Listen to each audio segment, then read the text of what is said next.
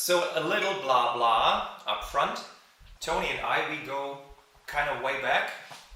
We've been in contact for quite a while, and at a certain point we were discussing all sorts of crazy vocal nerd stuff and getting more and more into detail, and okay, show me what you got, I show you what I got so far. And so we ended up like, yeah, okay, let's do this seriously. And yeah, for the better part of was about, since we started collecting all sort of things and gathering information and doing a little research here and there, is I guess it's roughly 2.5 years since we finally came up with the vocal effects roadmap, if I remember correctly.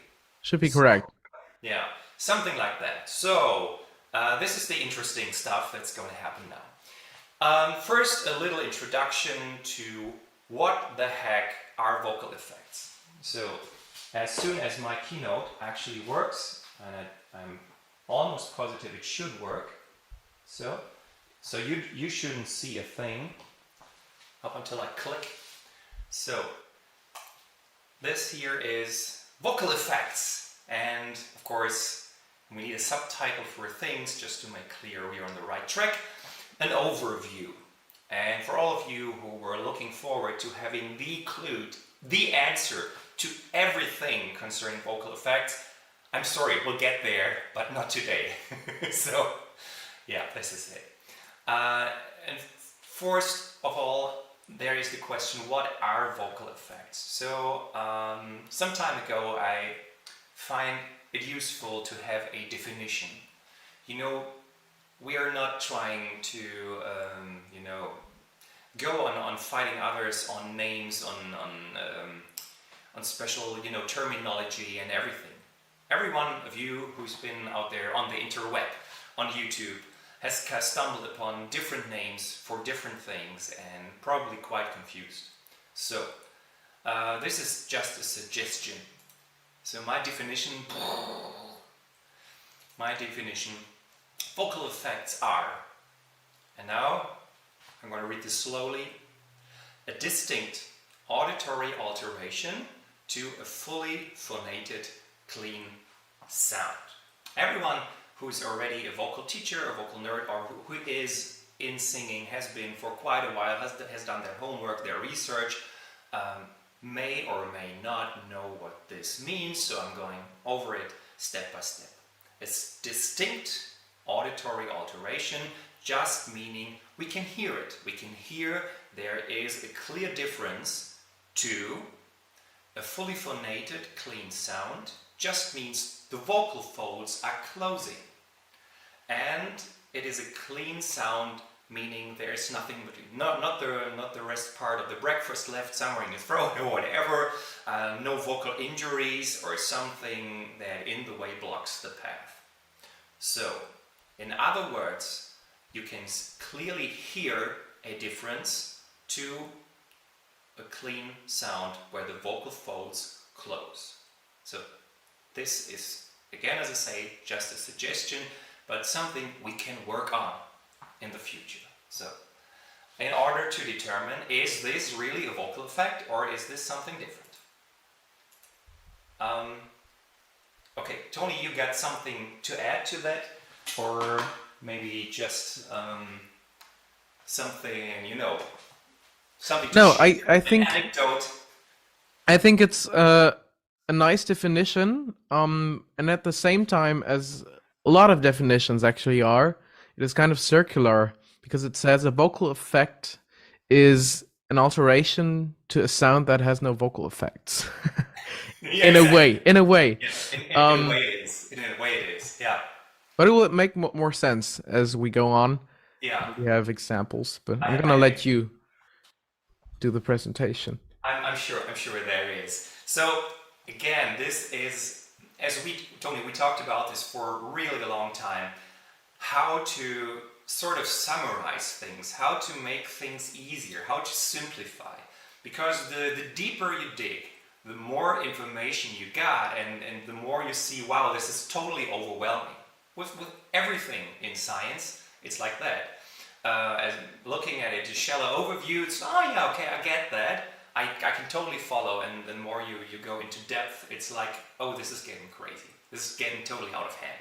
So at a certain point, yeah, explanations have to be somewhere in the mix between, oh, I can still follow, and yeah, but it's not too shallow. There is some more depth to it. So it's always a compromise, as everything in life. So again, as a start, I'd like to discuss that probably all of you, everyone, every human being at a certain point in their life did some vocal effects with their voice, or at least observed or witnessed vocal effects, others doing them, and not in singing. So I call this, or we call this, vocal effects in their natural habitat. And let's see what this is. For instance, a baby crying. Ah!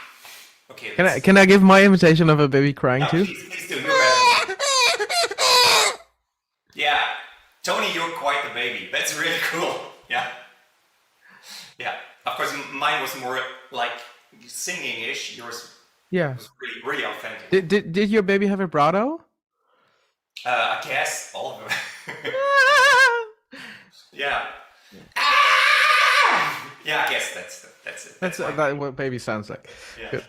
Natural. So yeah, right. So very good. Thanks for that. So there is a vocal effect. It is not a clean sound. So we could call that a vocal effect. And then you probably know these things. Lifting heavy stuff. And every one of you with a medical background or whatever, you probably stumbled upon the expression of the Valsalva maneuver, which is basically this. Oh, wait. There's a typo. There's a typo. Valsalva. So just imagine the S and second V are switched. Yeah. Okay. Valsalva. So whoever noticed is very. Good. You know, I planted this one on purpose. Yeah. You know, that's the typical teacher reaction to mistakes. So, nevertheless, this is what happens if you lift something heavy. So, for every male can relate. Something like that. Okay, sorry, just kidding. But this is something. What we do here is we close up everything. We close our vocal folds, so the extra air in our pharynx, in our lungs, really compressed. So we got an extra bonus of strength. And as a result, we probably really easy dive into the vocal effect that is caused by the Valsalva maneuver. Correct. I have another example for the Valsalva maneuver actually. Yeah, sure. It's not heavy lifting, but it's heavy pressing. And I've been told before that if you defecate like that, you're likely to get hemorrhoids. So I don't recommend it anymore. The sound is roughly the same. Yeah, okay. Okay. Yeah. And again, one can hear the effect, but thanks for the input. Yeah, don't poop like that though. It's not healthy. Don't poop like that. Yeah. Isn't that Pavarotti who said something like it's going for number 2 in the bathroom? So like when explaining, when he's not talking about the Valsalva maneuver, but about the support, I guess. So it's like going for number 2. Yeah, there's this interesting debate within classical vocal pedagogy whether singing is like peeing or like pooping. Because that it doesn't have to be like anything like that, but okay. Yeah, okay, very good. So let's carry on. And then there is emotional screaming. Can be joy, can be fear, pain, despair, something like that, or just whoa, whatever you're gonna go for. However you party. So you've probably heard that. Your voice does funny things. And You're tearing me apart, Lisa! Yeah, like that. Very good. So yeah, this is what happens. Loud shouting, hey! Something like that. That's my car, you idiot. So It's a very refined shout.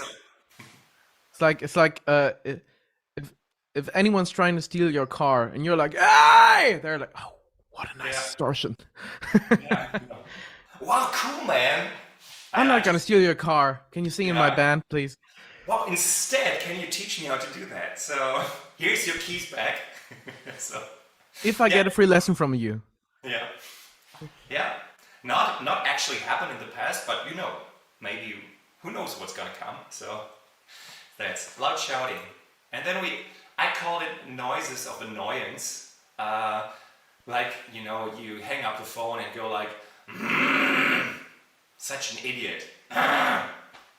Probably you are all so calm and have never experienced any of that, so just and everything's just fine, but regular people are annoyed from time to time, and probably you heard that. And if not in real life, maybe on, The Simpsons, on the typical Marge Simpsons, something like that.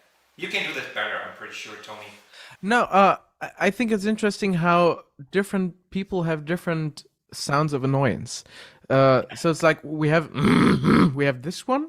Yeah. We also sometimes have we have this one. Yeah, okay, Some almost people are, voiceless, yeah. and some people also go for this one. Yeah, right. That's Yeah, like, oh, we don't mention the names yet, but it's like, oh, you go for this vocal effect when you're annoyed. That's very interesting. yeah. That's your personality type. Interesting. Okay. And this sound, do you experience it any more often in the past? So yeah, Is this sound real? Have you ever seen it? yeah, yeah.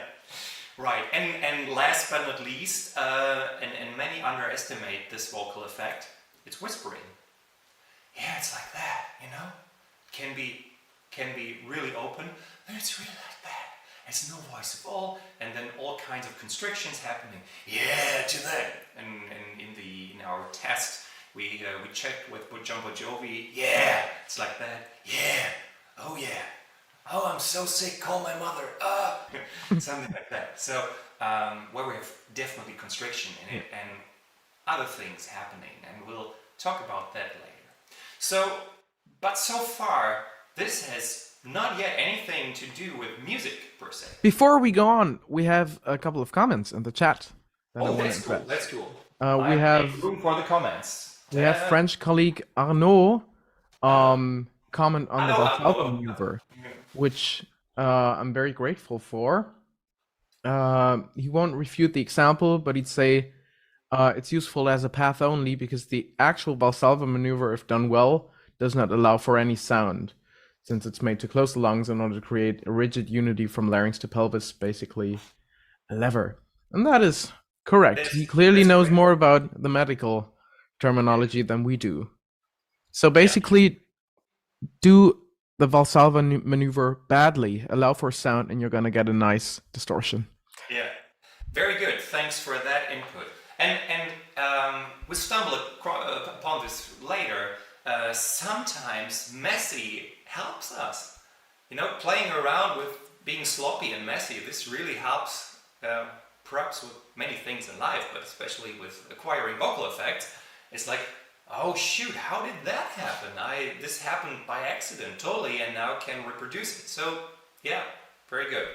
Correct. So the Valsalva maneuver itself should not create a sound. The vocal folds should close when done correctly. But human after all. So yeah, very good. So we should probably mention this to all the other 1,000 viewers. Feel free to comment, to ask, and of course compliments are always welcome. Just to mention this, so no one, so very good encouragement, yeah, very good, love those comments, keep them going. All right. So now we're getting into the idea of the structure. For those of you who have seen the teaser and things we've posted before, we ended up, Tony and I, with a nice map, a roadmap of vocal effects. But it's not like just posted all kinds of weird terminology just on a whiteboard. It's like it has a structure, and of course there's a lot of we're Germans, you know. We don't brag with those things. Yeah, okay, just took me a few years, but okay, what doesn't really matter. So, so let's go on with that and see if we can invite you to follow us down that road and how we came up with structure and the categories, and maybe you'll learn something. So this is it again. So we have to ask ourselves the question: what ingredients do vocal effects need? As in a recipe, and we'll get to recipes later. Toni has prepared some awesome recipes for us. It's going to be so tasty. Yum yum. So, the thing is, our physiology is pretty much alike among humans. Of course, there's certain things differ from another, but we all got the same kinds of ingredients we can use. So I think we can all agree on there are some things that have to vibrate in order to transport a tone, a frequency, something. So, and the things we got in our throat that can actually vibrate are, surprise, the true vocal folds, which I'm using right now, and you've done probably for the better part of your life so far. Then we have the false folds, or the ventricular folds, or the vestibular folds, or the false chords. There are several names for them. So actually another membrane can... I'm gonna make a bad joke. If Yeah, you call them false chords, make sure it's C-O-R-D, not C-H-O-R-D, because a false chord with an H is yeah, that's really good. jazz. Yeah. Yeah, if you Sorry, want to play go on. the A major, and for some reason you put a C in that chord, that's the false chord then, and not the false chord. Yeah, chords, but always plural. So yeah, so far so good. And then we have the arytenoids, which are cartilages. We'll get to that later, just for argument's sake. And the epiglottis. And this one you will use a lot of times during the day without even noticing. So these are the things that can vibrate. So these are the ingredients we're stuck with. So let's try to get these moving. And not only that, we can look into how do they move. So our structure here, hello. Now it's working. The structure, or finding the categories, we asked the questions: what is vibrating? And where does it vibrate? How does it vibrate? And to go all crazy, in what combination does it vibrate? So, and with this structure, this category, well, with these questions, we can actually put things into different categories and see, if we take this and vibrate it in that way, in the combination with the other ingredients, we get this effect. We can sound like, yeah, we talked about this before, this is how, Kurt Cobain sounds, or like, this is the typical Linkin Park sound, or this is whatever, so just an idea. So these are the recipes, but first we needed to define the ingredients. So now I wonder why my mouse would not work. It's weekend, so it's probably already on the holidays. So, and the most interesting ingredient, so I dare judge. The most interesting ingredients are in fact the true vocal folds, simply because they provide us with the ability to sing and speak and scream. So, but they can do amazing things. So, something you all probably know as singers, as voice teachers, blah blah, the vocal registers. So, a change in the vocal register, the length and the mass of the vocal folds itself. Then we can change, and this is interesting as we speak about screams, creaking, and all that kind of stuff, the vibratory pattern. When speaking in a clean voice, we got a distinct vibratory pattern. So, but we can change that. More on that later. And then, of course, we have the chord closure, which I'm changing right now. So this is something. And we're not getting too much into detail because there are certain things we can define as chord closure, and some would argue, oh no, this is a different kind of chord closure, and this leads us to the next one. This is compression, vocal compression.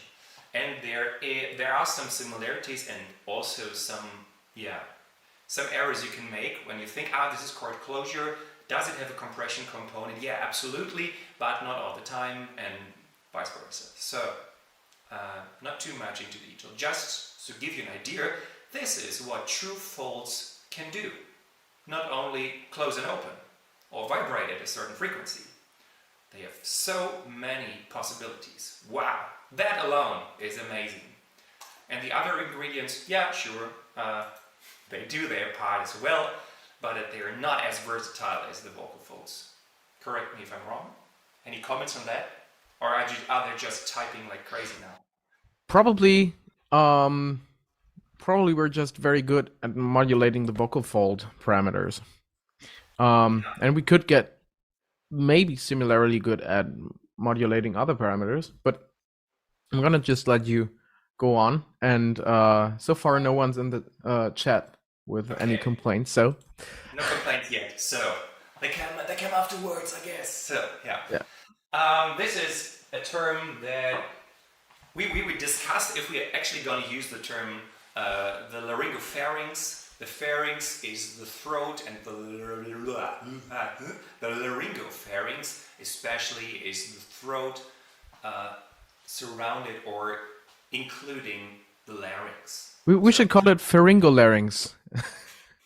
Yeah, we should. Why not? Pharyngopharynx. Or Peter, we could call it Peter. Pharyngopharynx. Yeah. We could do that as well. So, just, to be more specific and also stay vague at the same time. So, yeah. What can we do? A lot of things. But I call it what the twang. Because we decided to use the term twang here because many singers know the term twang, and right now we're not getting into the detail what twang, how anterior, posterior, or lateral constriction or whatever. So the only question is to what degree do we use constriction or narrowing to attain or to get to a certain outcome. So more on that later. And now we are going for the false folds. The parameters are quite simple and straightforward. They can be open, of course, or not active at all. And then approximated, which is something, wow, and now are the comments here. Yeah, like that. So they are not really vibrating, but they are closing or narrowing the vocal tract. And then, wow, hello false folds. False folds, thank you for participating in the sound, very good. And then they can actually vibrate. They can vibrate regularly, and of course, no, not of course, but they can vibrate irregularly. So, and this calls for a different sound. False folds, also very cool. We could probably give an entire live stream on the false folds. So, yeah. We might at some point. We might as well. Yeah, not sure about that yet. So, not decided. Okay, and now again, it's pretty straightforward as we go into the arytenoid cartilages, which are cartilages somewhere here in the back, where at the end of the vocal folds there are they raise like sort of. Tony, you got some really nice pictures coming up, so we're gonna explain with that. Do I? Okay. I might. Yeah. I think you had those. I have those. Yeah. Or maybe they're too intimate for you to share. I feel so hectic. Oh my arytenoid cartilages are exposed. Not on the internet. Okay. Yeah. I might. Yeah. So On a third date, maybe, but not. Yeah, okay. So the parameters here, again, they can just not vibrate. So that's the thing. And they can vibrate regularly and irregularly. So, and this causes for different sounds. This just causes different sounds, different vibrations. Interesting.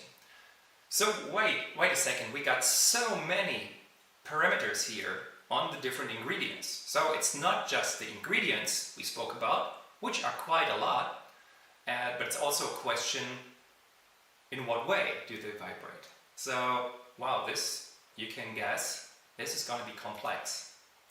And last but not least, hello? I need an assistant here. I do. Just pressing the mouse. doing this. Okay, yeah. The epiglottis. And the epiglottis, this is maybe not Kermit the Frog, or we can joke about that from Louis Armstrong to Shakira and whatever. So the epiglottis can do also interesting things. Of course, it can totally close the vocal tract, so in order you don't accidentally suffocate from swallow something you don't want. So it's not in the wrong tube. So open meaning, oh no, it's open. Just the default setting for the epiglottis. And then we can retract it, and also the epiglottis can, and this is really interesting, vibrate against the arytenoid cartilages. This is looks very interesting if you visualize it, or do you, how's it called, the tube camera? No, it's called differently. I just don't come with The endoscopy thing. the endoscopy. Thank you. Yeah. You got this one for private use. So Yeah. yeah, I'm a vocal coach. I don't earn that much money, so I can afford one. So, but yeah, the endoscopy, that's really good. I have So, something to add concerning the epiglottis, because I know vocal coaches are watching, and they might be wondering. yeah, Oh, I thought retracting the epiglottis makes a difference. So not the Kermit one, but more of this one, for example. And actually, there's Yeah. many ways to shape the larynx, including the epiglottis. And the epiglottis itself has various parts that could retract. So the whole epiglottis could be like this, or it could be like this, and that all makes different sounds. So we're keeping it simple for right now. We're not mentioning all the possibilities. We're just mentioning the ones that are most interesting for vocal effects. And I see one question in the chat yeah, concerning the arytenoid cartilages. This is a very informed question, because it's not actually the arytenoid cartilages in the medical sense that we're talking about when we're talking about the arytenoid cartilages. We're talking about the cuneiform and corniculate cartilages that sit on top of the arytenoid cartilages, sometimes are viewed as a part of the arytenoid cartilage complex. And as arytenoids sounds nicer and is more established as a terminology, we're being peer pressurized to use the same term too. No, we're deciding to do so. But actually, we're not referring to the arytenoid cartilages, but I'm going to type it into the chat: cuneiform and corniculate cartilages. yeah. That would be absolutely from a pure physiological point of view. This would be more correct, right? But you know, as I said before, we needed to simplify certain things. And also, we were pretty aware of biases. We were pretty aware that we could have, you know, dug deeper on so many terms. That is true. But this is what every science has to offer, is you can always dig deeper. There's always the more complex And structure. we might at some point, but this is the introductory thing. Yeah, we might. You Yeah. know, exactly. So, look, and here is the thing where it all adds up. Ta-da-da-da! So, here's the structural elements so far. What are the ingredients? What is vibrating? Where? How? And in what combination? So, and as you guys have seen so far, it has gotten totally complex. Can anyone repeat all the things we just said? Even I couldn't. So yeah, so that's the thing. So we ended up with. Hello, I need the assistant here. With this one. Whew, this is complex, right? So we'll get into detail, but just so you see, of course it looks nice. The colors, the fonts and everything, of course it looks nice. But just to give you an idea, what we see here at the top, this is where. The where and what so far. And then at the very bottom, we can sort of see, here's an idea of terminology we would use to describe things. And in between, and this is why there are the arrows connecting from top to bottom, this is all the parameters we can change so far. I'm gonna dive out here, and Toni, I give the word over to you. So far, this is everyone's. We are losing viewers with too much information. Are we? Oh yeah, we lost one. Oh, Yeah. shoot. Oh, damn it! Oh, one follower. Shoot! How did that happen? So Okay, yeah, I'm gonna try to share my screen. yeah. And I don't see YouTube anymore, so maybe you can check whether actually this is not only Hello. not only visible but actually readable. And I'm just gonna start talking about the vocal effects roadmap until anyone stops me.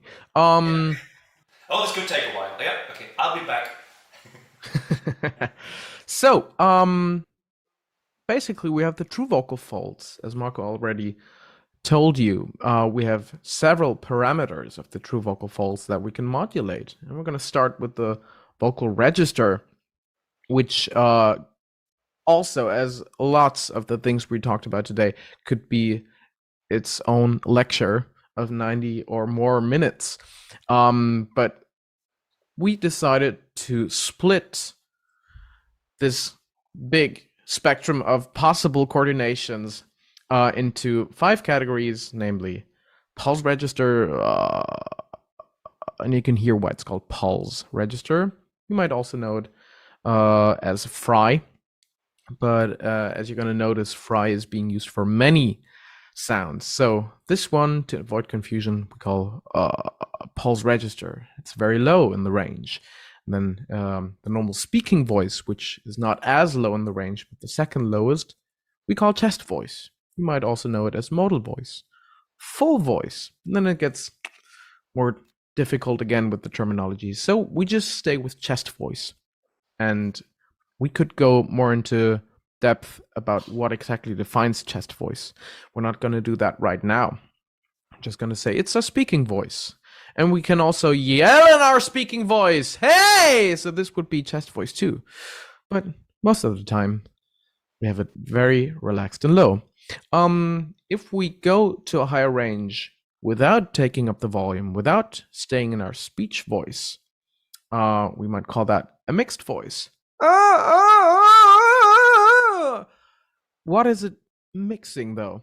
Chest voice and head voice. Well, this is again a very simplified explanation of what mixed voice is. And there's not one, there's just many ways to kind of give the impression that we're living in a high range with still some of the associations of chest there. If we just make it easy for ourselves and we go to the high range without taking any of the chest associations up, we have the head voice. And some people might have very hard opinions on how head voice is different from falsetto, another term that you might have heard before, but we're going to keep it simple and say chest voice, head voice, mixed voice. And then the last one, the highest one, potentially would be the whistle register. And that is the first category of parameters we can change on the vocal folds. We can change the vibratory pattern too. the vibratory pattern I'm speaking in right now is clean. If I get a bit lazy and a bit tired, you can hear a bit of creaking coming in.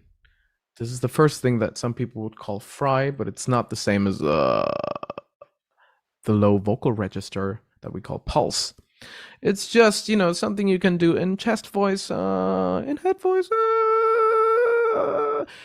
And the last example I gave, it already got quite irregular. So that's a more extreme version of the same effect of creaking. If we go into the other direction, so if it's not lazy, but it actually uses a lot of air, that's what we call grunt. So that's a different type of irregular vibration, coming from different actions. Chord closure, in the way that we use it, is going to be mostly concerned with whether the vocal folds close, and if so, how hard. It's not concerned with for how long or how quickly they close, but just, do you hear a bit of air escaping? Then they're not closing completely. That's called breathiphonation. And we could just whisper without any closure at all. If I have the opposite, very squeezed vocal folds, we call that pressed phonation. And that takes a lot of effort for very little sound. If we have a more reasonable effort for a more reasonable outcome, so enough bang for our bucks, that feels like the sound is flowing, and we call that flow phonation. We could have flow phonation in this kind of way. We could also have flow phonation in louder, more constricted sounds, but more on that later. Flow phonation just is referring to the pressure balance that happens if the vocal folds close in a particular way. Compression. This is a very interesting term of all of these terms, because there's 1,000 things that people refer to as compression. We could refer to just the closure of the vocal folds as medial compression already.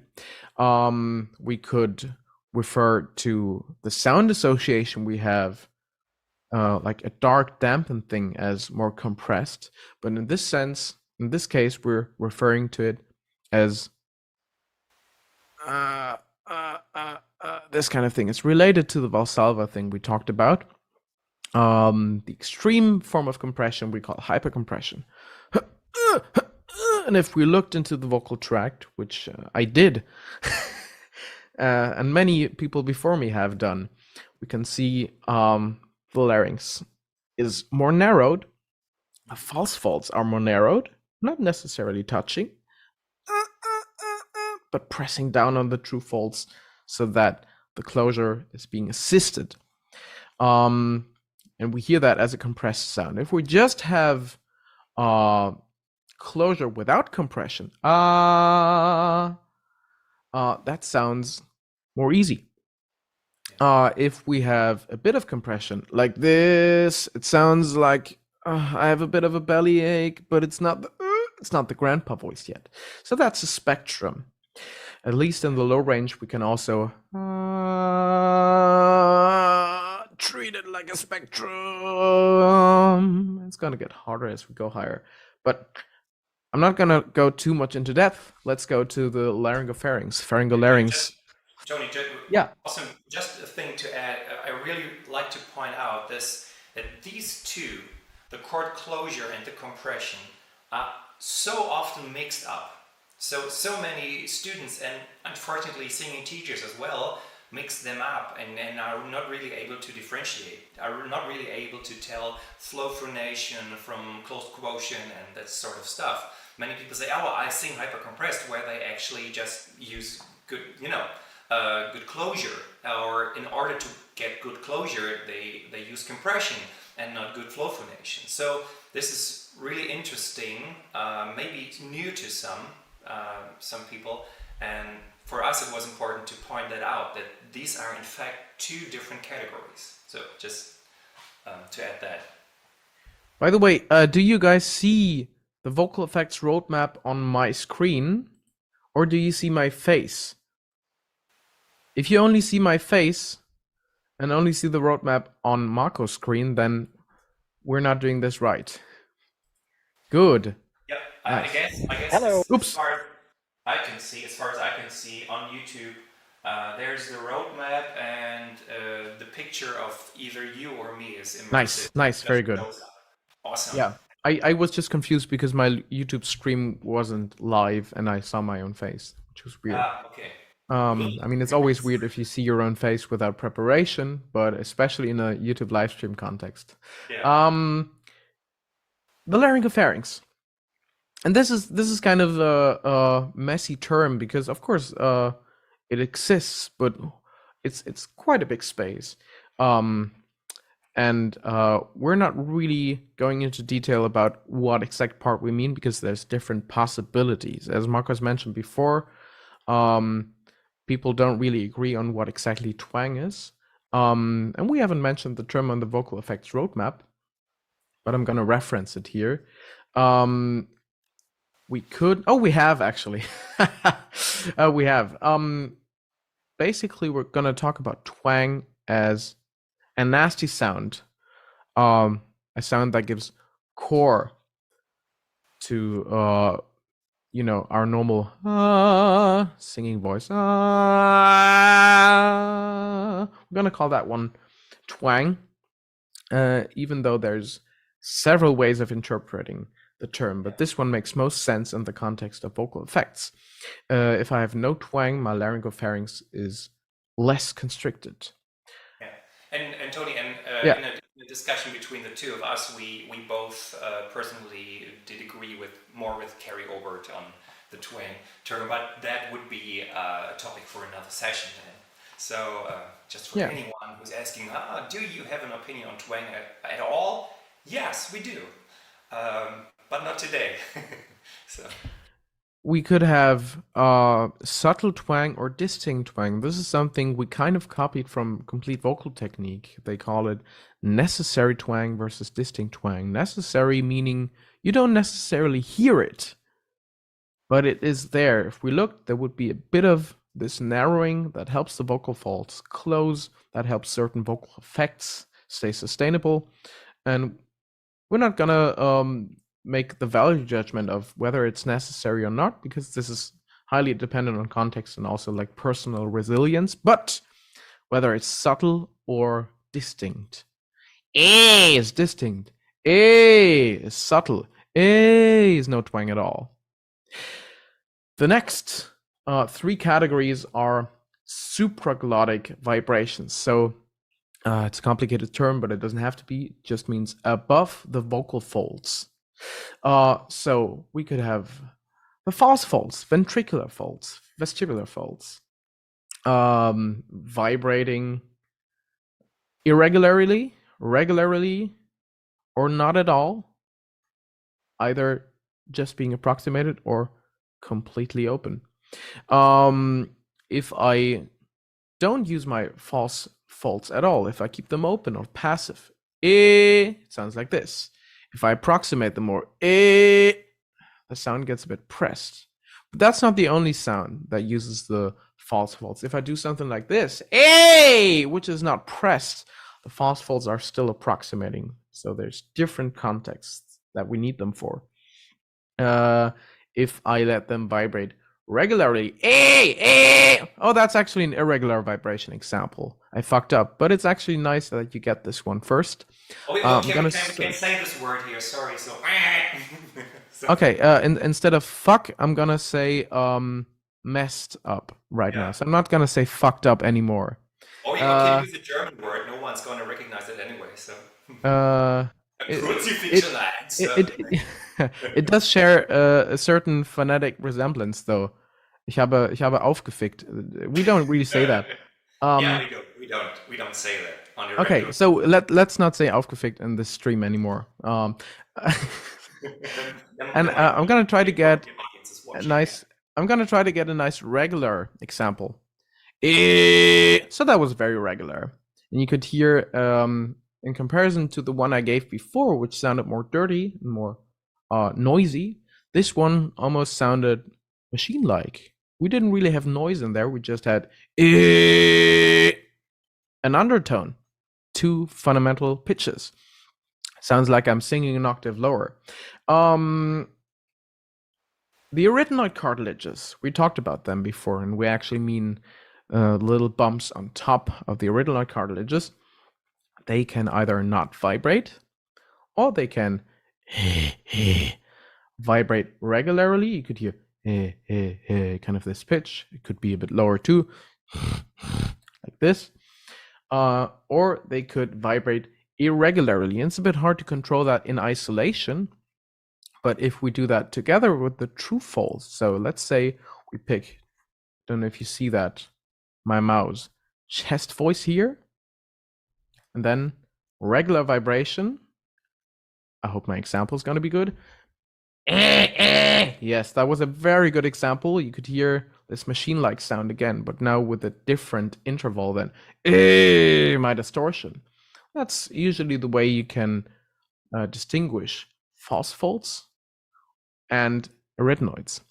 And then in other contexts where the vocal folds don't vibrate regularly, the arytenoids are also vibrating not in a regular way because they have no reason to copy any of the frequencies of the true vocal folds or vibrate in any interval in relation to the vocal folds that makes sense. And the last part is the epiglottis.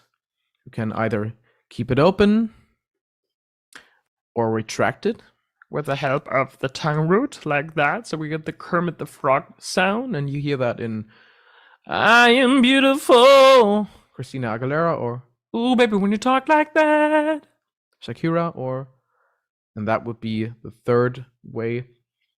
Going even further, I See Trees, the Louis Armstrong sound, where they vibrate against the arytenoids.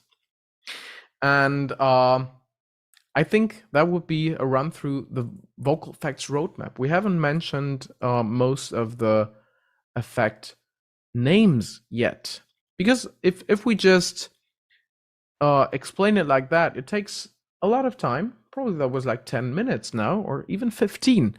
Who has that time? Ain't nobody got time for that.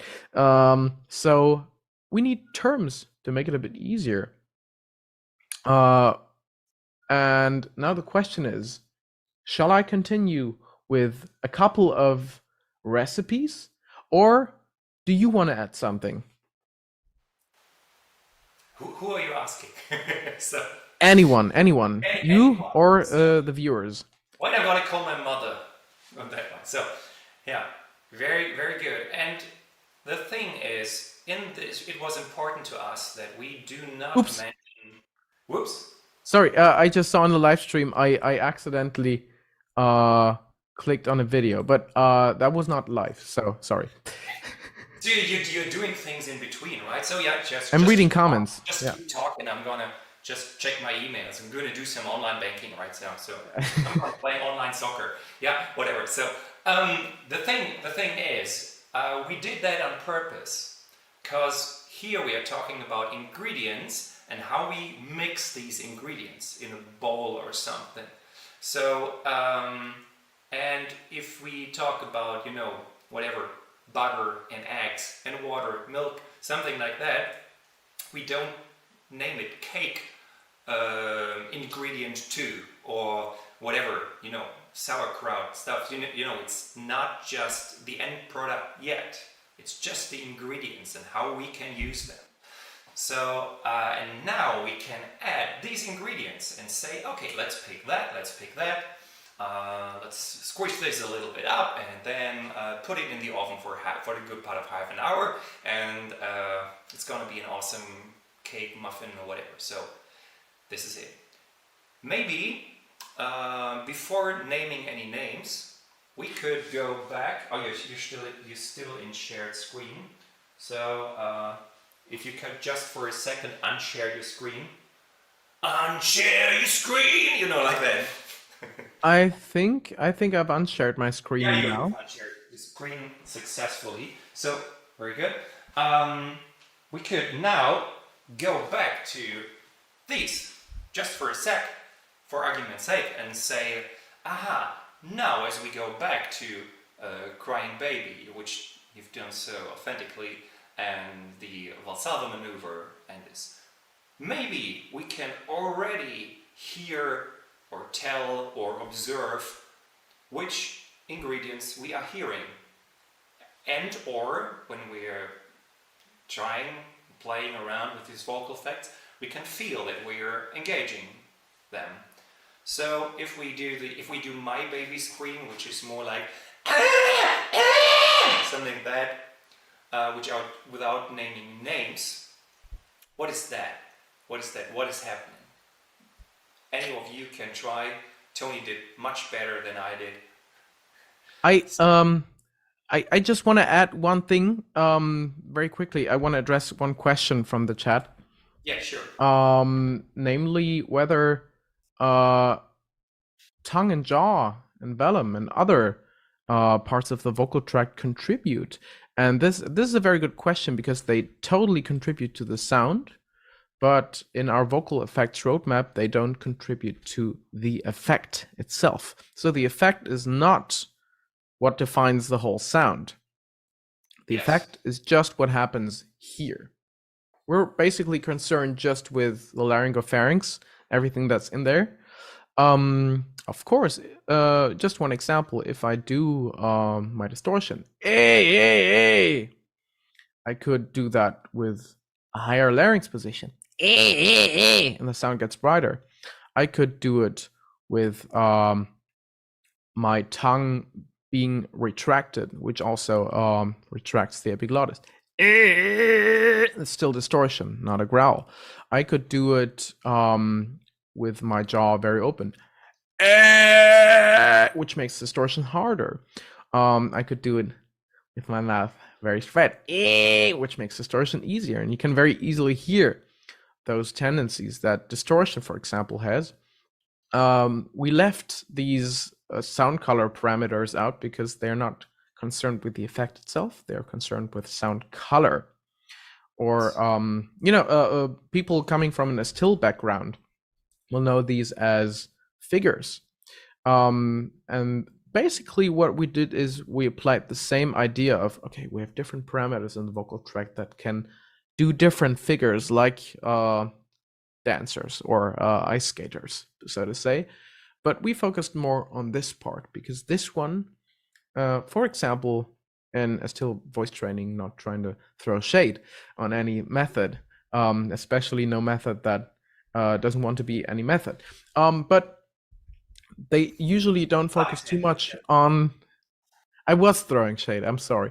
In this context, we're more concerned with what exactly, for example, the false folds can do, not just whether they're there, but whether they vibrate regularly, irregularly. So we're going more into detail on one part, more into depth, you could say, on a certain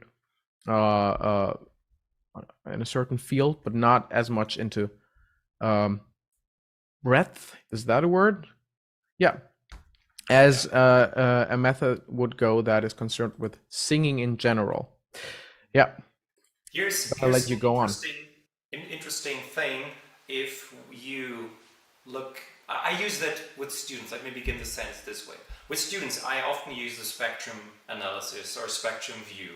So we can see what the formants do when we do certain things with vowels, with placement, with, embouchure and whatever. So, and most of it applies to vocal effects the same way.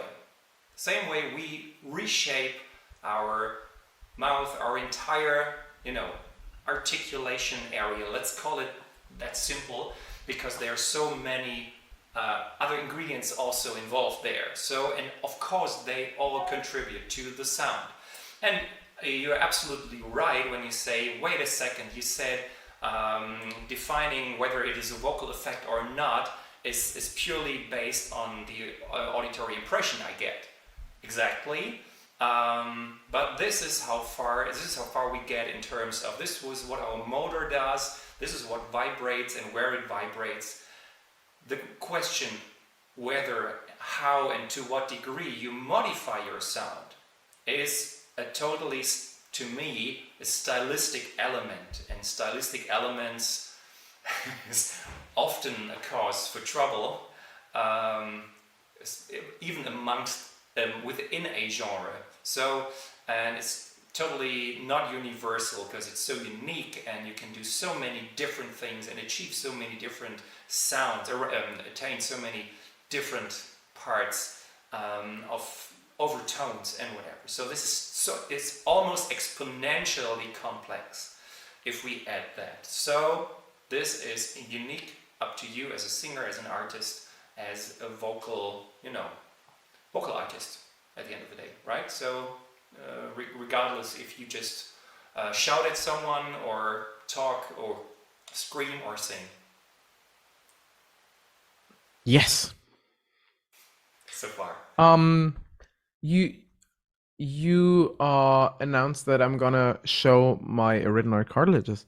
Yeah, please do. I will. If you have that photo, but then you I get a have. legendary as well. I So, just have to go there. yeah. Do you see my presentation? I do. Good. I do. I will search for something that looks like a larynx in this presentation. This does look like a larynx. Actually, we're going to use the picture that comes before that, because that's what the vocal tract would look like if we cut someone in half like this. And before maybe gave them medication so it wouldn't hurt. So we have the tongue, the uvula or velum, all the stuff that Ella has talked about in the comments. But we're mostly concerned with this part here. The laryngopharynx, the epiglottis, not so much the esophagus, but the vocal folds and the stuff that they haven't depicted here, that if we watch from above with an endoscope, looks like this. So we have the true vocal folds, number one. Those are the nice white or light gray tissues here. Then we have on top of the true vocal folds, the false vocal folds or ventricular folds. And in this case, they are open. They are not approximating at all, just relaxing. We have the arytenoid cartilages, or actually, that's the position of the arytenoid cartilages, but we don't see them because above them we have the cuneiform and cornicular cartilages. So that little bump here is part of what we mean by 0.3. And we have the epiglottis, which in my case is a bit asymmetrical is the right stress. So we actually do see lots of variation in what those body parts look like. So it's just as diverse on the inside as it is on the outside. And the fifth point we have is the aryepiglottic folds. We haven't mentioned them so far because they're not super important for sound creation and vocal effects, but they might sometimes join the vibration party just for the fun of it, not for an actual sound result. And I'm gonna see if there's more to say about this. These are the supraglottic structures. So if you remember the vocal effects roadmap, maybe Marko can show it on his screen. Yeah, just only if it's no effort.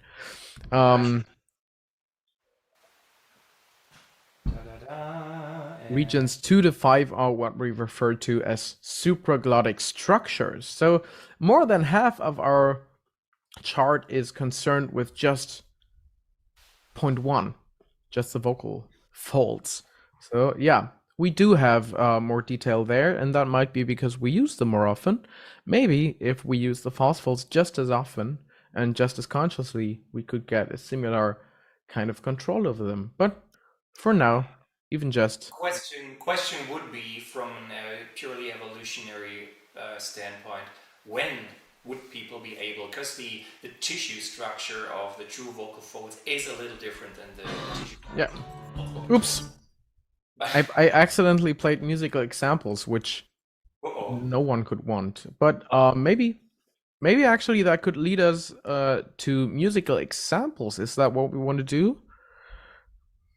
Bring YouTube will at some point say this is violations of whatever. Yeah, but it will So probably not do it in the live context, and it will probably also not take down this video. It will just mute the parts later, but people can still see the name of the song and the cover of the thumbnail of the YouTube video that we took it from, so people can watch it and listen to it themselves.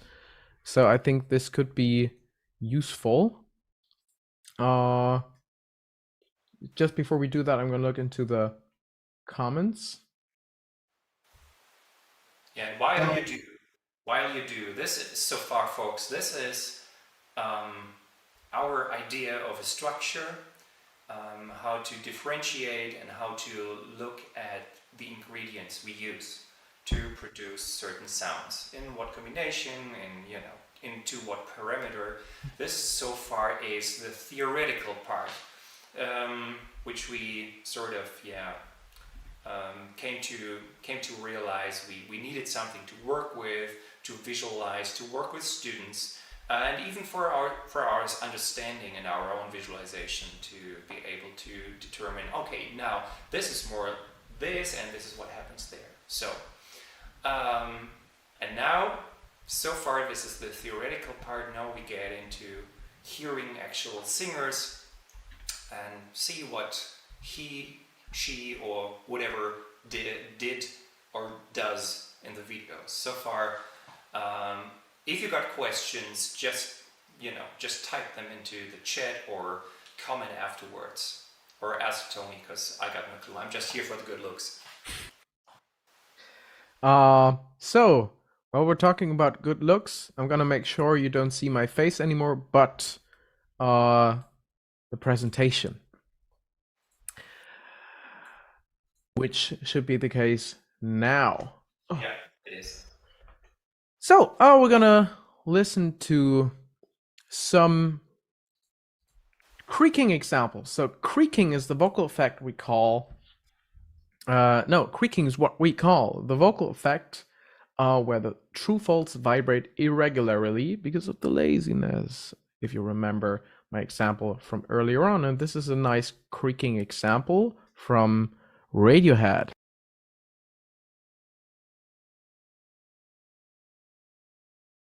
I'm gonna stop it so it's not too long. Maybe the algorithm won't catch it, but you could hear there was a distinct pitch. We could analyze it with the roadmap and say, what's the register? What's the closure? What's the compression level? Right? I'd say we could call this a mixed voice. Maybe people would disagree and say we call this a chest voice, but we could find it on that roadmap. And then we could hear a distinct subharmonic. So it's regular. It's not just noise. It's a nice interval that we're getting. And I'm going to play just once again very quickly. Maybe you can listen for that interval. And it even switched. Went down a fifth. That is a nice detail. It's not relevant to most listeners at all, but it is relevant to me. Another example of irregular creaking.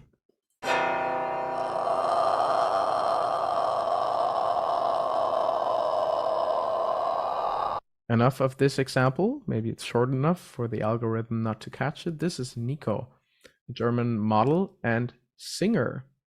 You might know her from the Velvet Underground projects. Very interesting sound, and one of the few examples where people actually use this in isolation. Oops. Yeah, yeah. This is something that I've used this example before as well, and I heard several comments on, oh, isn't this just vocal fry? No, it's absolutely not, because vocal fry is the pulse register and is just a vocal register with regular phonation, whereas this is creaking. So this is a totally different thing, although I hear the similarities. And you can look on the vocal effects roadmap on Marko's screen and see we can be in different registers. We could be in head voice and have irregular creaking. So it could be like this. And I didn't change my pitch. I didn't go low. I stayed up there. And that gives me a bit more white noise than just separate pulses or clicks. Exactly, and if I weigh in here, this is just something that you singing teachers probably want to do with students. Don't just go in full screaming. It's just like, you know, first you go for the vocal fold closure. You go for openness and closure, as you do with maybe in head voice, something like that. So okay, it's open and it's vocal fold is closed and there's regular vibration. So far so nice. And do the same if you wanna train the creaking. Don't go just full in screaming, something like that. Jump on.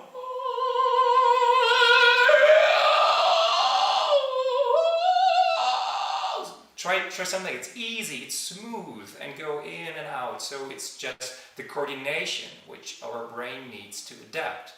It's not just the emotional, it's not the emotional response here at all. It's just learning to get from A to B and back all the time, on and forth. So very nice. I've got one or two more examples.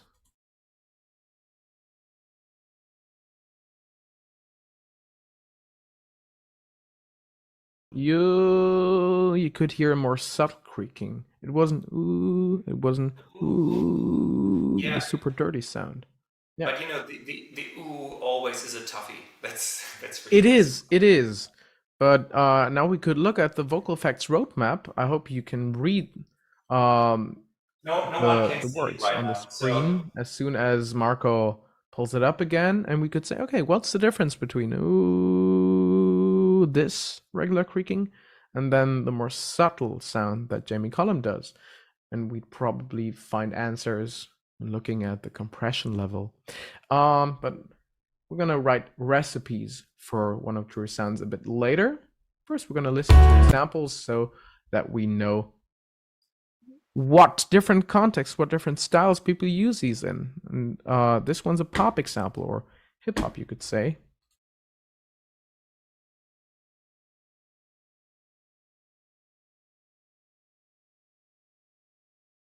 She used the bad word too. Yeah. Foy, as the Germans say. Yeah. But you could hear this kind of sound in her voice. So it's not just a metal thing or a jazz thing, but it's also something that a mainstream audience can take and loves. We have false vocal folds.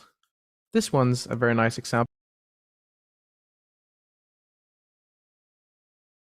And it's not completely regular. It's not machine-like. Sing a song! It's more dirty in this case. So I particularly like this example because we don't have any instrumental taking away the nuances. It's very nice to hear. If you want to hear it again, play the stream back. I don't want to give too much food to the algorithm. This one's a more regular example. Damn! You can hear a nice little interval, and you can hear a lot of twang. It's distinct twang, I would say. This one's a pop example.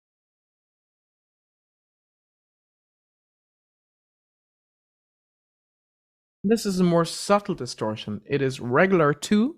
We could hear an octave. And both of these pitches in there. It's not as aggressive as the others, though. This one's a musical theater example. So you got what you always wanted. So you got your dream come true. Good for you. can hear a bit of extra noise in there. It's not just distortion, it's also a bit of breathiness. So she's pushing a bit into the distortion. And on the vocal effects roadmap, you could see it's kind of in between of the flow phonation and the breathy phonation, but it also has a bit of compression. So it can be breathy and compressed at all. It's not the same as press. The vocal folds don't completely touch, which makes the distortion a bit harder, but she's a professional. So she's quite good at balancing the different intentions. This rolly sound that you hear here is a perfect example of rattle in chest voice, which is quite hard to do for most people. So it's nice we have a good example of it. This one. I'm gonna do it in falsetto, but she's pretty good at doing this in what I'd call a mixed voice. A pop example.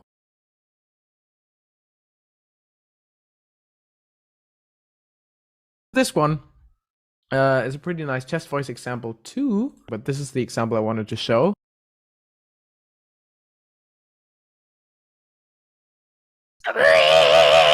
Can I hear yours, Marko? Yeah, that's typical Halford, yeah. So that's a head voice based rattle, and rattle is the name that we give to the vocal effect that's being created by the arytenoid cartilages vibrating, in this case quite regularly. We're gonna go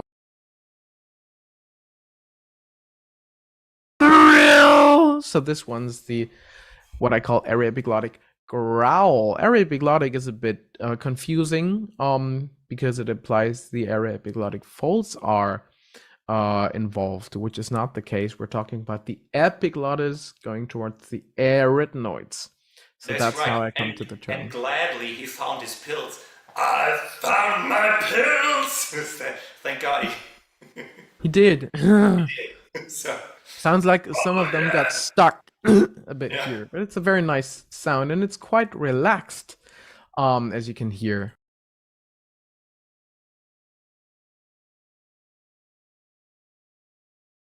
Low levels of compression. I think we have perfect closure, but it's not squeezed, it's not pressed. So this is interesting.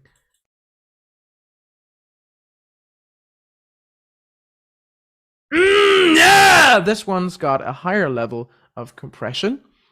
Full closure too. And what would you add? What's the difference between this example and the Louis Armstrong example on our vocal effects roadmap? So yeah, very good. I have most of the examples I use as well. For the rattle, of course, our famous Rob Halford, something like that, of course, and the Armstrong,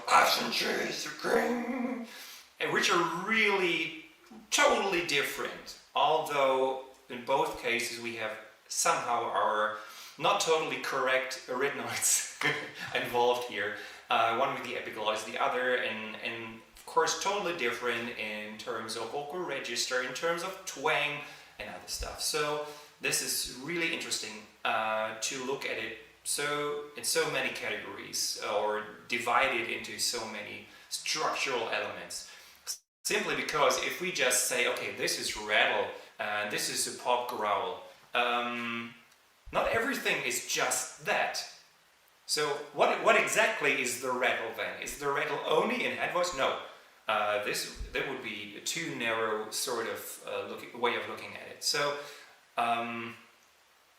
yeah, I like asking questions to students for the extra sort of confusion, and to really mix things up and say, okay, what if there are so many differences? What combines these? What is the uniting factor here? And if we can tell, oh, this is what unites them. There is some sort of regular extra tissue moving, or tissue moving regularly. What tissue is moving here? So different, and also even more different if we apply the resonance strategy and everything else there. Yeah. So again, just naming it names for sake of let's give it. Come on, baby, give me names. This is just not the real deal here. To me, this is gonna get us nowhere. When we have even more names, even more terms, we can mix up with others and more confusion. So I invite everyone to listen carefully to what you listen to your favorite singers, to whatever, even if you don't like them, just listen carefully. What is it that you are hearing? Is it, Toni mentioned so brilliant observations there. Okay, there's an extra tonal, whatever, it's a fifth added there, or is it irregular? To what degree? Is it breathy? Yes, no. And if it's breathy, is it due to a chord closure? It is. What if so? If the chord closure is not sufficient, or is left open to a degree, the so-called dorsal triangle.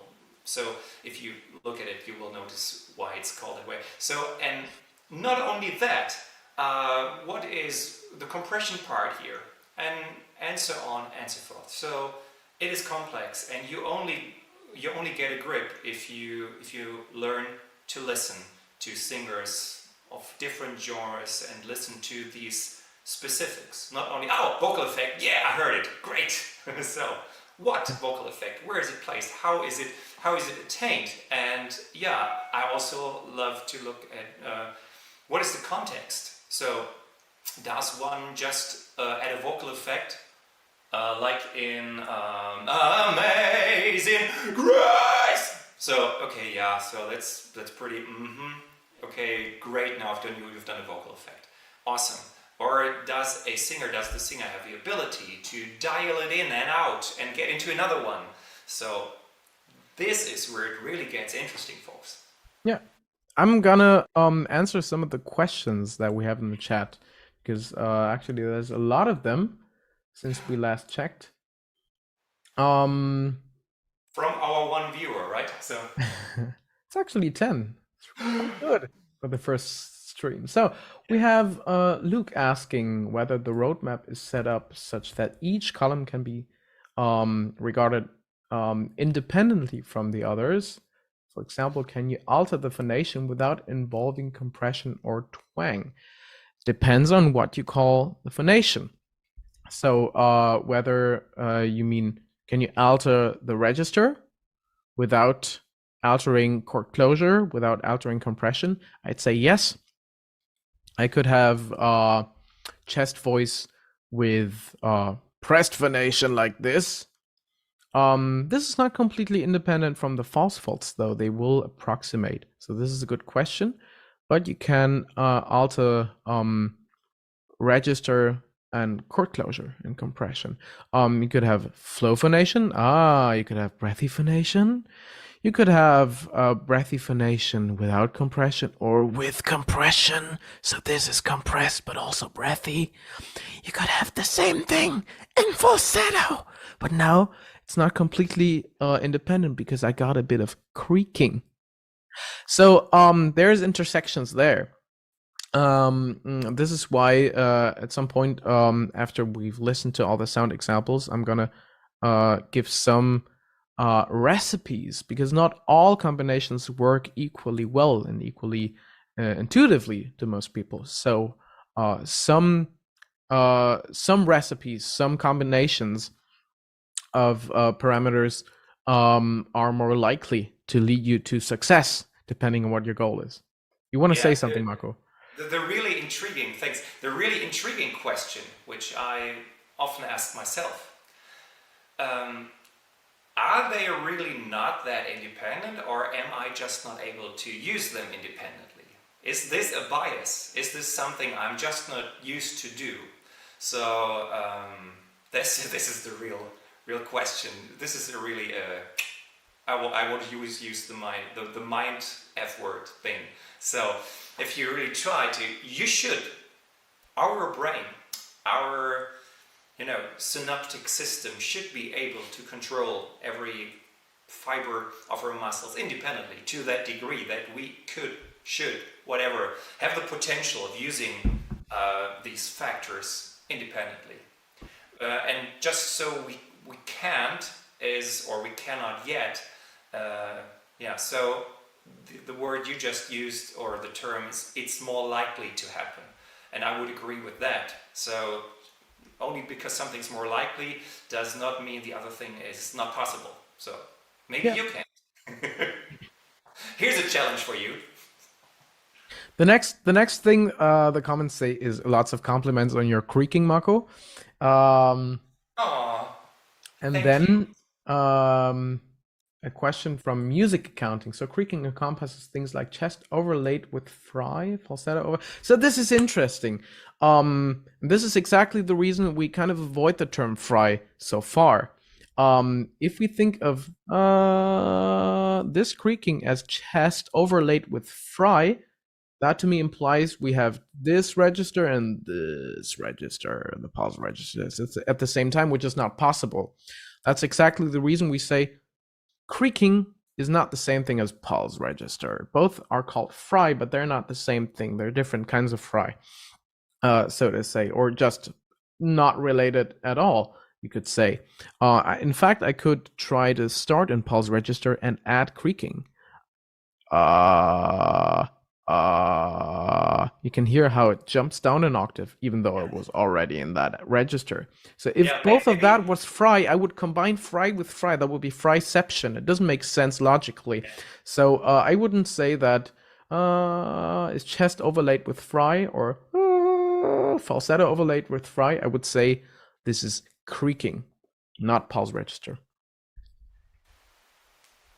Very well answered. I often use this, even especially if we're in Zoom calls or Skype calls, that I'm going to really make sure at this point, now I'm going to add this, especially if we are in pulse register or M0, and then go into a creaking or give an extra creaking,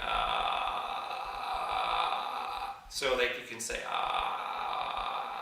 something. Of course, it is difficult to hear over the microphone. It's difficult to hear. It has a completely different feeling. It is a different coordination. And for some, if you're not trained to listen to the specifics, you probably won't notice. So again, I encourage everyone to listen and really try to determine the differences. This really is a game changer, even if you don't practice right away. Just learning to hear the differences and then being able to determine, that's gold. Yeah. The next question is how to start experimenting with false fault distortion without getting hoarseness. Is it important to avoid compressing them too much? I want to answer this first because I have hard opinions on this, which is I would start by first being very clear about the goal sound. Am I going for a twangy sound, or am I going for kind of this weightlifty sound? I would decide for one. One has lots of twang, and one has little twang, but a lot of compression, hypercompression, you could say. I would not mix them up in the beginning. That's we're gonna get into that later. That's two different recipes. As soon as you're good with just this distortion, which doesn't have a lot of compression but a lot of twang, and this one, which doesn't have a lot of twang but a lot of compression, you can start combining both. Usually in beginners, this leads to problems, as several of my students who are watching live have experienced personally. And you know, this kind of hoarseness thing that you talked about, Nico, this actually relates well to Ella's annotation concerning Doja Cat. She said the Doja Cat example, with a bit of creaking, isn't a clear example because the throat is fucked up after smoking and surgery. That might be the case, but we can still hear clean sounds from Doja Cat and creaky sounds from Doja Cat. and that wasn't random creaking. I would say na na na na na na na na na na na na. She was getting it on almost every syllable in a very controlled way. So there is some intention there. So I'd say even voices that have some damage. I don't know what her throat looks like, but even voices who have some alteration on an organic level can still control the amount of vocal effect that is happening. I just go through all of the other questions because there's actually quite a lot that started. But if you want to add something. Yeah, just a quick Yeah. thing to add there to the whether I go for a twangy distortion or a hypercompressed distortion. This, as you said, is a totally different strategy. And here's something I often tell to students. The means of controlling the distortion is on a different level. Meaning, if you're in twangy, so what is oh, it's probably too much, or it's not control anymore. So what is your lever for controlling the amount of distortion you want to add? And this is something different with twangy distortion than it is if you're hypercompressing. So if you push more air while hypercompressing, you're going to mess up your voice. You're ending hoarse. Because so here we are not in terms of using good airflow or different. It's the opposite. The hypercompression actually closes the vocal folds even more from the lateral. I wouldn't say pressing, but the pressure. So, and if I'm going to push more, I'm going to end up, in a sort of breathy pushing open the glottis there. But if I'm in twangy distortion, I have a totally breath flow ratio, a totally different and then add a distortion. Oh, there was a different one. So what did just happen here? If I at a certain point over push or find myself in a different situation where I didn't intend to be, I'm screwed. So hey. So now I am where I want to be, and then I know how to sort of manipulate or lead or control the amount of distortion I want to have, and then can still add the way I want to go with my resonance strategy and everything. So, but if you are on a different, if you're using a different strategy, and this is what happened to some students of mine in the past as well. So if they think they are in twangy distortion, they think twang is their way to go, and they didn't notice because of vocal fatigue or whatever, on stage confusion or bad sound or whatever, they sort of tend towards the hypercompression. Then they want to give more, and they are accidentally using the strategy that is dysfunctional. So, and this adds up to the problem. So it is. And I'm with you on that, Tony. I have a strong opinion on that as well. If you want to learn to use distortion on your clean tone, on top of your clean tone, it is totally important to know where you are at the moment. Not just cognitive, not just looking at the map itself, not just knowing where what part is in your body. This is just for better understanding and remembering what things to do. At the end of the day, it is very important to have the muscle memory for it, to have the coordination for it, and then realizing, okay, I am safe because I am in the strategy I intended to use. And then I know which lever to push or pull in order to alter the sound or the degree of distortion. So, again, yes, please people, please folks, practice with that before going overboard and then ending up hoarse or losing your voice every other night. Nice. The next question from Music Accounting asks specifically about the Bruno Mars sound. I think before we can give a detailed recipe for what exactly makes for Bruno Mars' sound, we'd have to listen to a particular example, which we could do, I think, in a later live stream if everyone's interested. Right now what we're doing is we're analyzing some examples that we thought were quite clear. But then we have this interesting comment from Guillaume, whether there's a mixture between distortion and rattle in Painkiller. I'd say that Rob Halford does tend to distortion. At the same time, I think Painkiller has kind of emerged as a perfect rattle example. We'd probably have to listen to the isolated vocal track to see whether it actually has some distortion in there, whether there's some Mandela effect thing going on where we remember faster than a bullet differently from what it is in the original. So it could very well be a mixture. What do you think, Marco? Yeah, I think as well. The isolated vocal track will give us clues. And there's total difference between some live recordings. On some live recordings, he even sounded more like Ozzy, but that's a different thing. But you know, there's the studio version is, to me, is mostly pure rattle.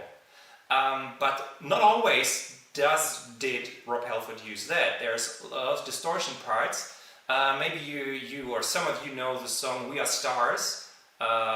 It's kind of, you know, as a pendant to the Live Aid songs with a lot of singers there, from Jeff Tate over Ron James Dio. And Halford has a part in there as well, and there we hear more distortion than we hear rattle. Yep. So whether he did it by accident or, you know, intended to, I don't know. But yeah, he or his pharynx was able to really attain all these things. Yeah, so. Yeah, I think also in Painkiller, especially at the end of the song, there's a nice switch from distortion, Painkiller, this part, to Painkiller! So that the first one I'd say is chest voice distortion, very clearly. Yeah. The second one should be pure falsetto or head voice rattle. Yeah, in Halford, in his chest voice or chest dominant nick sometimes, he dominantly uses distortion. So that's sure. So in the rattle, that's for the extra boom on the high notes, on the voice notes. Yeah. And fitting to that, we have Music Accounting's third question for rattle and chest voice. Does the bubbliness get better in regards to more energy? I interpret that as, do you get more regular rattle if you add more energy, as opposed to under-energizing and getting an irregular rattle? I would say yes. I would say if you go for a regular sound, that requires a certain energy. And if you don't give that energy, either by over-pushing or by under-energizing, you kind of detune the regularity of it. And this is quite hard to do. I can try once, not sure if I manage to do so. Now it was less regular. I had still sound a little like Udo Dirkschneider now. So. Yeah, and he tends to do that. I also had a bit of saliva vibrating now, because probably there's a lot of just fluid around my arytenoids. So we can listen for these details and be like, okay, where's the noise coming from? Is it just irregular vibration, or is it some extra noise source? And theoretically, if mucus, if phlegm, if any fluid was more controllable, that would be another vocal effect source. And then we could ask, is it a glottal effect or is it a supraglottic effect? Because technically the fluid is above or on the vocal folds. Sure. It's all mucosa. So the tissue is, it's mucosa. So, but this is something, and here's an idea and a suggestion. We discussed this in the past, Tony. We probably will do other live streams, and then we can, of course, collect questions from you guys. Write it in the comments, or if we disable the comments, write it to us personally, or ask someone else. No, just kidding. We collect questions and maybe suggestions of singers of specific sounds. And then we can discuss this specifically. So otherwise, people just fall asleep now. We are live for about 2 hours now. So not really yet, because we started a bit later. So it's actually 100 minutes. Now then we are fine. We can do for another 3 hours straight. So. Yeah. What I'd probably do is I go through some of the other audio effects just very quickly, so we have them all And then if there's more questions, we're gonna answer them, and maybe then the 2 hours are full. Yeah, that's just quite good for the appetite. So okay, and then this is something we do in the future. Then we have recipes and say, okay, here we pick 3 examples of, Kurt Cobain, of Russell Allen, of whatever singer comes to mind, and then we can listen to them. Bruno Mars is in the example. Okay, here we hear specifically Bruno Mars is doing this and that, and in another example we hear something different from him. So we have sort of 2 varieties or 3 varieties of the same recipe. This could be really interesting, and it really takes some time and preparation, because it's not just everything you hear. Okay, so I can do this on the fly, whilst programming and visualizing on screen. Maybe in the future. Yeah. If we get our assistant and our $1 million raise. Of course. Next year. Yeah. I'm gonna share this one again. We have enough. We've had enough growl examples. I think. I'm not gonna play this one. You can search for this song. It's a very nice song. You can listen for the whole version. It's like 7 minutes long. I'm also not gonna play this one, which I personally love. Just for the sake of time, listen to Björk. Not even for the vocal effects. Listen to everything. We're going to talk about what we call false chord scream. And this is a weird name because it implies that it's being made purely by the false vocal folds, which is not the case. Again, this is a case of peer pressure. We are using a term that the community has agreed on years before this live stream. What we mean by a false chord scream is the whole larynx, all of the tissues basically vibrating irregularly. We have the true vocal folds grunting, if you remember this one. We have the false vocal folds vibrating irregularly, and we have the arytenoids also vibrating irregularly. We could isolate the arytenoids and be like, this is not the full false chord scream. The full false chord scream has all of these sounds like this, or like that. Or let's let Mika Lagerfeld give a better example than any of us could.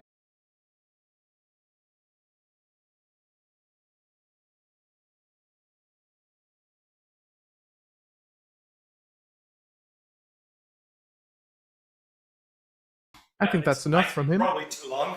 Yeah. Yeah. But then Opeth are nice guys. So maybe not. Sorry, I didn't want to interrupt. I just wanted to interrupt the playing of the song for our algorithm. Yeah. Who knows whether that actually makes a difference though? It's just a homeopathic sprinkling in of vocal effects examples. We have this female example.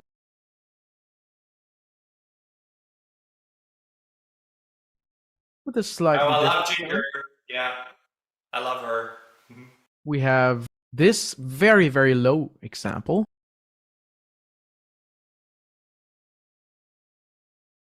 And the question with this one is it digitally altered, or does it just darken the sound color very much? We didn't talk too much about sound color. That would be too much information for one chart. But of course, once you have your effect, obviously the mouth shape makes a difference, but also the larynx position, the soft palate. And of course, if you genetically have a very long vocal tract, you have a bit of an advantage in darkening stuff. So this is what Alex Terrible does very well. And then here's another classic example. I want to throw in Chris Barnes, early Cannibal Corpse, and later 6 Feet Under. I don't know, and this was the time before everyone was all about autotune and Melodyne. So I'm pretty sure whatever he does or have there going on is pretty huge, because there's so much coperto and so much openness. It's just so. Now we're introducing the classical terms into metal. Coperto false chord scream. Messa di voce. Pizza Diavolo. Yeah, not yet. Not yet. So let's quickly do some German stuff now, so we get away from the Italian. Let's hear Angela Gosso.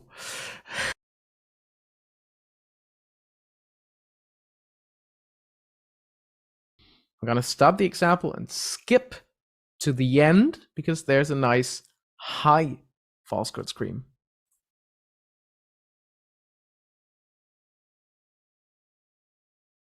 It's a brighter sound color. Also, Nemesis.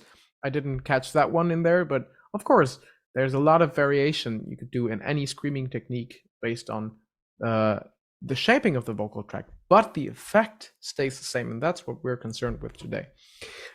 Fry scream. So this is the first time we're gonna actually use the word fry, again out of peer pressure. We don't mean the pulse register, we mean creaking. So any scream that is based on whoa, this irregular kind of fry, but possibly combined with false full distortion, a written note rattle, whatever combination works best for the context. So we call it fry scream. Here's Andy Zizek.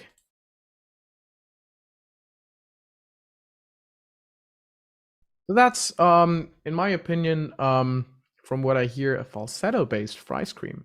So it's like, we're somewhere in that range. Wow! And then we're adding creaking and distortion. And it's not a very loud sound, but if you go close to the microphone, it works.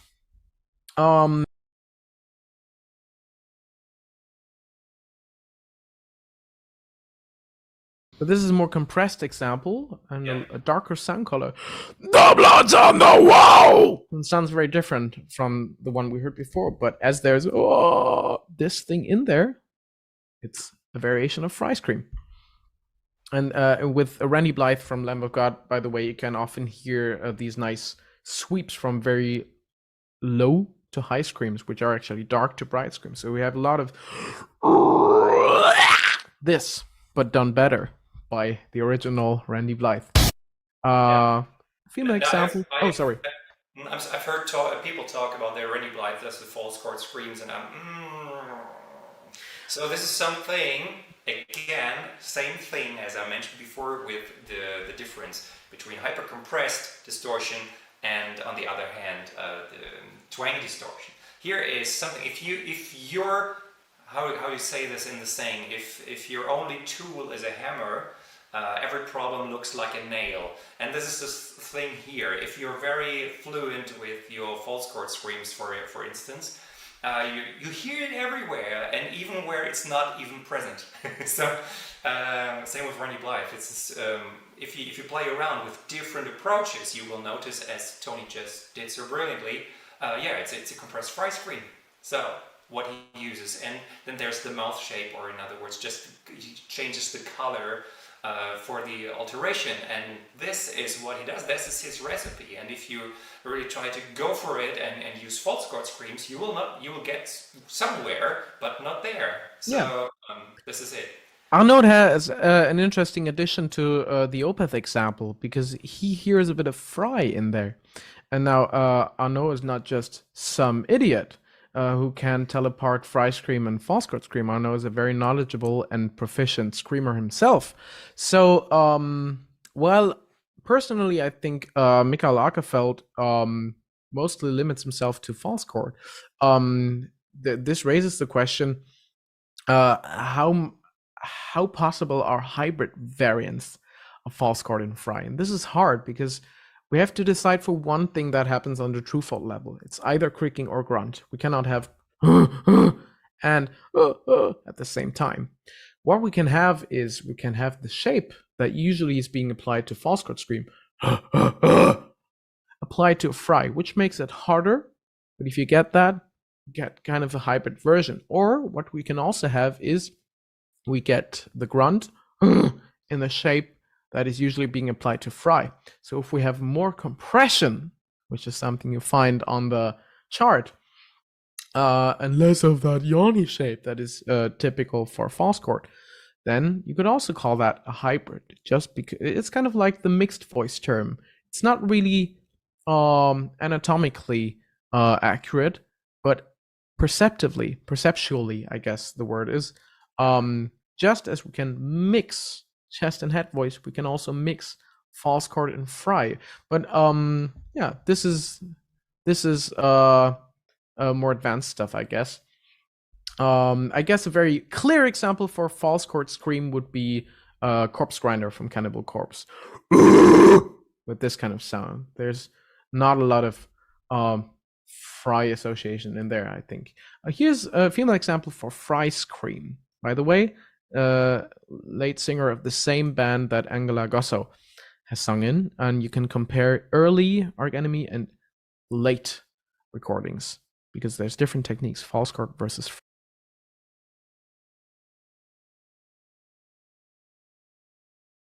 That was very interesting because you could hear her going from these low screams to these brighter shapes that people tend to call high screams. And this is one of my favorite examples, a pitched fry scream. So with a bit of the tone still lurking through.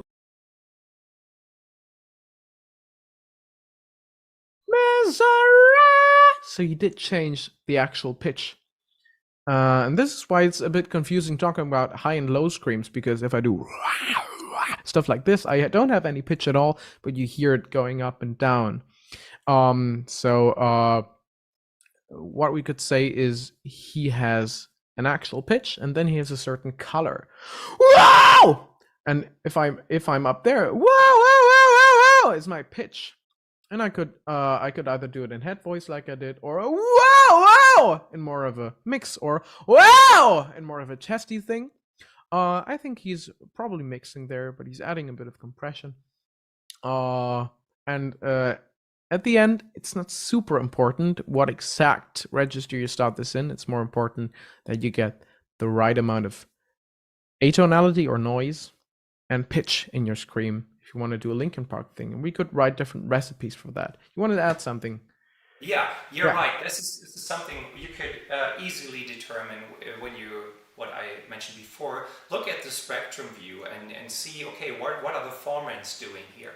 Even if you don't have a pitch, you still have overtones or formants. So they can tell that you can really tell, oh, this is an A, this is an O, this is a U. So you need to have something, and then you have, you know, the cluster, the frequency clusters, which gives it away, which vowel it is. So, and this is something you do specifically do and modify and rely on when we talk about high-pitched screams or low-pitched screams. What we actually are hearing is not the basic pitch. Well, we sometimes hear the basic pitch though, but more distinctive is the formants. And I say the formants because if you look at it in a spectrum view, you see, okay, fifth, sixth formants. Okay, this is really going crazy, and this goes on exponentially. Depending on the degree of the distortion or the degree of creaking. So if you have a clean tone and suddenly you can see, here is one octave, and this is probably the third format or whatever. You can distinctly see the frequencies. But if the bass frequency is already distorted or in a creaking or a different pattern, then the overtones of it will be distorted as well, and then we have frequency clusters as opposed to specific frequencies.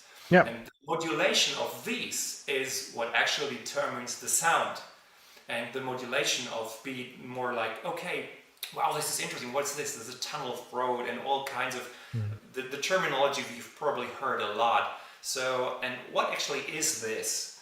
And most of the time it's the same ingredients, but used with a different overtone structure, modified in the vowel tract. So this, So I actually want to give an example of this formant thing. And as Arnaud has written in the chat correctly, it's mostly the first formant that gives us the impression of low versus high screams. If I do ooh, actually, you can already see on my spoken version there's some upward movement, even though my pitch is moving down. Now if I do it without pitch, That's going Yeah. from low to high scream. And now actually visually this makes more sense. Low to high. Right. I could also do some tricks like this. Both are a low scream, but the first one actually has higher information on the third, fourth, and so on formants. And in this case, I'm going to, when I do some special tongue stuff, which would be more detail right now than you need, then I can lower most of my formants, not just the first and second, but I can actually make the whole thing a bit darker. So there's lots of variation, lots of funny stuff we could do. Right? This is a nice picture I painted. It's like a kitten. Awesome. Can you do a castle and a sailing ship next to it? Yeah. Yeah. I'm gonna practice, and then later I'm gonna do that. But what you see is basically melodies that are not coming from my vocal folds or the saliva that is on them right now, but it is coming just from the vocal tract shaping, which is a whole topic for itself, but not our main focus today. I'm gonna continue giving you some examples, and we're almost at the end of our vocal effects presentation. Just one last thing concerning the fry, because I think you hear this really well in the Chester Bennington example.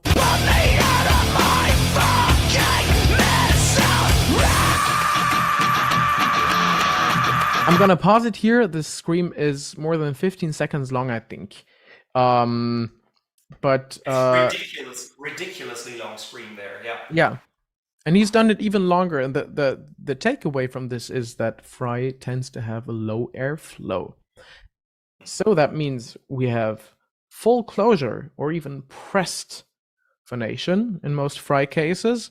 We tend to have at least some compression there, if not hyper compression. And we also tend to we tend to narrow in other parts of the vocal tract, like the laryngopharynx, because all of that helps us resist the airflow and not waste all the air very quickly. And this also relates to the question of, is this a false chord or a fry or a hybrid? Maybe if such thing exists, you can measure how long it takes. If I do a false chord, which I've practiced this technique quite a lot because I have to teach it every week.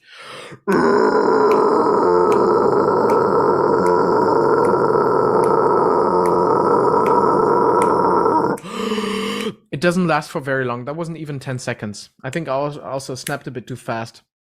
But that was a decent... Still great. Still amazing. Thank you. And there, of course, there's people who can do it better, but most people cannot hold a false chord scream as long as Chester Bennington can easily hold a fry scream, right? So that gives us information about what is happening on the true fault level, creaking or grunt, if we're not sure. Let's see what else there is. There's variations of this. So we could inhale the creaking, like Serge Tankian of System of a Down does here.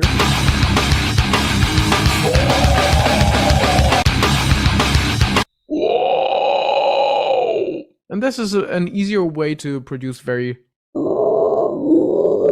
dark sound colors with creaking than exhale, where it's a bit harder. Yeah. Do you have a nice inhale example? And also just to add that, some singers tend to use inhales every now and then because for them it's easier to lower the larynx and open up the pharyngeal areas. So there's pharyngeal cavities, especially for singers who are not that trained in good breathing and good flow phonation, or especially in German Stütze, and breath support. If you're really good breath support, you can hold and support the hell out of a tone for as long as your muscle structure can hold it, can actually pull it off. So this is something. For some people it makes it easier. Physiologically, it really doesn't make a lot of sense to inhale because the control is limited. The control and the articulation is limited, and it's hard to switch back and forth between exhale techniques and inhale techniques because your whole way of breathing, whatever exactly it might be in that case, has to be flipped. Yeah. And that is something you have to take into account when you want to do inhale screams. Lots of people say it's unhealthy. It is not inherently less sustainable than other techniques, but every technique has advantages and disadvantages. I think that's enough examples for today. There's a lot more. If you're interested in listening to all the examples we found, I'm gonna show you quickly by sharing my screen where you can find a PDF. Namely, if you go to the website of some guy named Toni Linke, which hopefully you can see right now. He's someone with very ugly glasses, I think.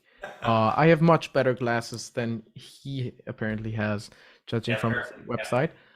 So if you go to teaching free material, oh, he seems to be a nice guy though, that he puts out so much free material. You can not only find several YouTube series, you're also gonna find a Dropbox folder of own material. And then we're interested in rough vocal effects. You can find the presentation that I'm using right now. This is such a nice incident. And then you can also find the vocal effects sound library.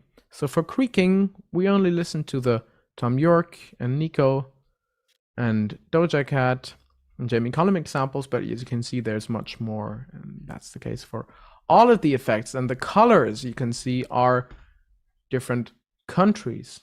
Of course, no, not countries. Sorry, I just read the word country. Genres. Genre differentiation is, of course, even harder than vocal effects categorization. So don't kill Toni Linke, as apparently he's a nice guy with a nice website. But you can listen to these examples if you're interested, and you won't get blocked by YouTube for listening to those too long. That would be my presentation. We live for the applause, I want to say. Applause. Exactly. So, okay, what we did not cover today is recipes, exactly. But for you to understand and apply a recipe, you need to understand the structure. And we wanted to share with you guys how we came up with this stuff. It's not that we woke up one morning and, Tony, I got an idea. So, although it started with that.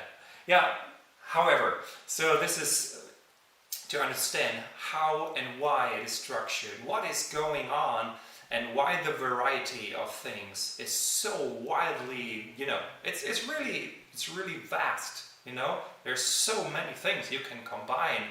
And as there was a question earlier about everything we can, the coloration of the voice, the placement of the voice, and everything else we can do.